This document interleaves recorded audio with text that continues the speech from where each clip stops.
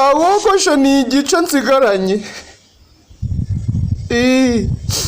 Nyine nari ndi kugira ngo unsayidire umpa amafaranga nje kugogoshesha rwose bagumareho. Ariko jeri ni ukubera iki witwaraga nk'umwicanyi koko?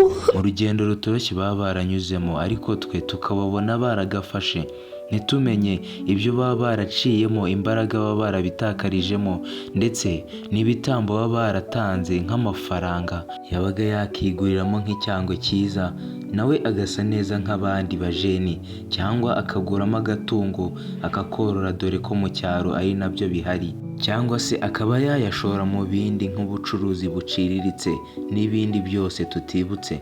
Ibyo byose akabyigomwa ndetse akanabyirengagiza, ariko akayashora mu bintu buri wese umuzengurutse atamugiramo inama rwose, kuko nta muntu wo mu cyaro wabaga wakugira inama yo gushora mu myidagaduro nyarwanda, kuko bamwe baba bumva ahubwo wanananiranye iyo wabitangiye.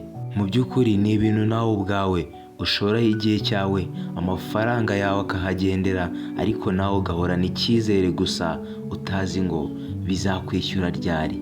Dogiteri Nsabi mu kinyarwanda cy'imusanze kitari kimenyerewe muri showbiz y'i Kigali, umwihariko we wahise unamuhesha amahirwe yo gukina mu itorero Indamutsa za RBA akinamo ikinamico. Ubu akaba ari umwe mu bakomediye batatu bakunzwe cyane mu gihugu cy'u Rwanda. Cyo ngaho rero amaso ku byo nkwereka, amatwi ku byo nkubwira, ubundi tuze gusoza wasobanukiwe uyu musore Dogiteri Nsabi kuva mu myaka ye y'ubuto kugeza ubu ngubu tumuzi nk'icyamamare, kuva i Musanze kugeza i Kigali mu murwa aho ubu ngubu abarizwa anakorera ibikorwa bye. Uyu Dogiteri Nsabi amazina ye nyakuri ni Nsabimana Eric, akaba yaravukiye i Musanze mu majyaruguru y'igihugu cy'u Rwanda. Yavutse ku itariki 2 Nyakanga mu 1999.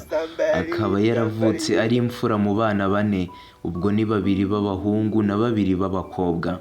Amakuru avuga ko akiri umwana yari umwana utangaje ukunda gusetsa mama we cyane. Dogiteri Nsabi amashuri yisumbuye yasoreje muri JS Muhoza ya mbere. Yakuze afite impano 3 harimo gukina urwenya, gushushanya no kuririmba, ariko Nsabi akaba yarahisemo gukora urwenya kuko niho yabonye yamenera, kuko yajyaga akina sketches ariko tuno dukinamico dukinirwa live kuri stage. Dogiteri Nsabi yatangiriye kuri Instagram ariho yanyuzaga amashusho ye y'urwenya. Nyuma y'igihe Nsabi akorera kuri Instagram ashyiraho urwo rwenya rwe, yaje guhura na Danizo bahuza imbaraga kugira ngo barebe ibizavamo. Mu buhamya bwatanzwe na Danizo mu kiganiro yagiranye na Chita Magic, yaravuze ati twazindukaga mu gitondo kare cyane tugakora urugendo rw'amasaha 4, kuko twazindukaga saa 10 tukagenda n'amaguru tukagira urindo kuri tere. Nsabi we ubwo yabaga avuye i Musanze tukajya gutira igipangu cy'umukire, hari n'igihe banakitwimaga cyane rwose bakanga yuko dushutingira imbere y'igipangu cyabo. Uyu Dogiteri Nsabi rero ibyizere byaje kwiyongera, bashinga umuyoboro wa YouTube we na bagenzi be bawita Irebero TV. Ahangaha bari bahuriyemo ari Bijiyo Bija, Dogiteri Nsabi, Muhoza na Rusiya, uwitwa Ndaranye Ubutumwa ndetse n'abandi. Bivuye mu gukora cyane, Dogiteri Nsabi yatangiye kumenyekana kuri TikTok kubera uburyo yavugaga bitamenyerewe cyane mu rwenya, ndetse hakaba harimo n'impano idasanzwe, kuko nta muntu warebaga video ye ngo birangira adasetse. Mu mivugire ye n'ukuntu yakundaga gusetsa cyane ndetse anabishoboye, byatumye yigarurira imitima y'abanyarwanda batari bake. Dogiteri Nsabi kubera ukuntu yari atangiye kwamamara, ari nabwo Kiramani yabonye impano yiwe arayikunda cyane, birangira amwandikiye kuri Instagram baravugana. Kiramani amubwira yuko yakunze impano ye cyane kandi amusaba no kuba yatega akava i Musanze akamusanga i Kigali, noneho bagakorana video bakareba uko abantu babyakira, noneho basanga bikunzwe cyane bagatangira bagakorana umunsi ku munsi. Ahangaha Nsabi niyo mahirwe yari afite ahambaye yarabonye rwose. Muze guca 15,270. ari kuganca si niwe twavuganye kari nje nawe turi gukora. Kumva ko agiye gukorana n'umuntu wagafashe rwose muri sinema nyarwanda ni ibintu atari butere umugeri, ni ibintu rwose atari busubize inyuma. Nsabi yazindutse ya Rubika afata imodoka ava i Musanze asanga Kiramani i Kigali. Ayo yari amahirwe cyangwa se umuryango umwerekeza ku mahirwe ye mu buzima, kubera yuko agikorana na Kiramani yarakunzwe cyane, yahise akundwa cyane noneho urukundo ruriyongera rw'abafana, birangira Dogiteri Nsabi yigumiye i Kigali apana gusubira i Musanze.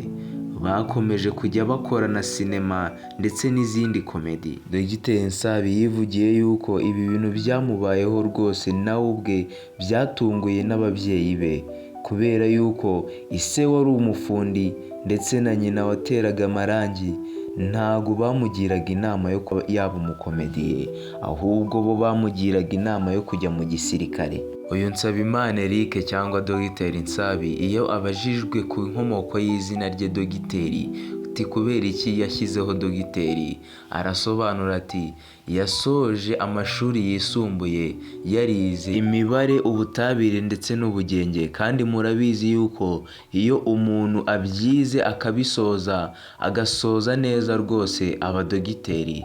Rero yaravuze ati nubwo njyewe ntabashije kuba nakomeza kaminuza ngo mbe Dogiteri, ariko nanjye ngiye kwiyita Dogiteri kugira ngo ntazakomeza kugira ikibazo no kwicuza kubera yuko nabigerageje ngo nzabe Dogiteri bikanga.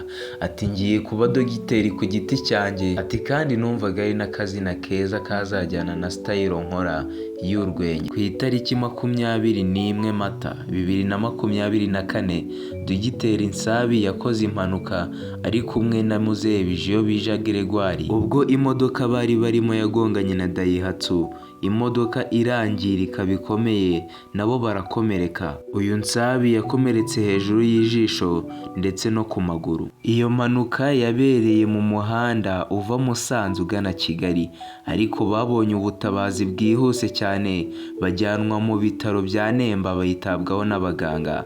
Kurokoka iyo mpanuka nibyo byatumye Dogiteri Nsabi ajya gushimira Imana imbere y'imbaga nyamwinshi ubwo hari mu gitaramo cy'umuramyi Chriso Ndasingwa muri BK Arena.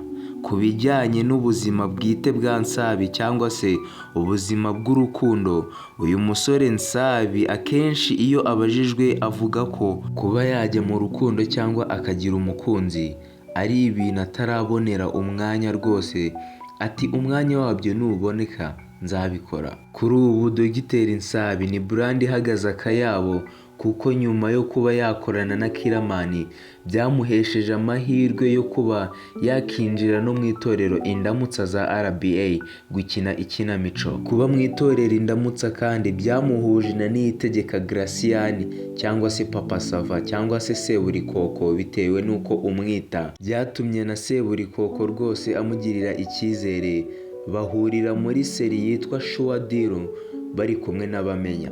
Mundi muntu uwo ari we wese utangiye kubona amafaranga, Dogiteri Nsabi yaguriye imishinga ye mu bucuruzi. Yafunguye shop cyangwa se iduka ry'imyenda i Musanze aho yaryise Nsabi Collection, ndetse iri ngiri ricuruza imyenda igiye itandukanye myinshi cyane, ndetse yanafunguye kenkeri icuruza amarange aho yayise kwa Nsabi.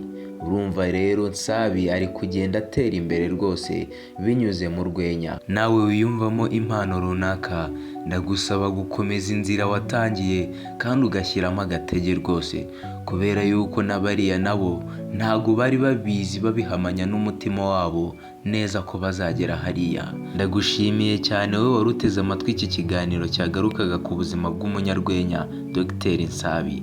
Niba wamaze gukanda subscribe ni byiza, ariko nanone niba utarayikanda yikande hakiri kare, ujye no muri comment ugire ikintu tubwira, kandi ntiwibagirwe na like. Turabakunda cyane. Ciao ciao. Bawusatuye nsigaranye igice kimwe, ni igice kimwe ikindi bakivanyeho. Sheri wamba wari ukanyogoshesha. Sawasha.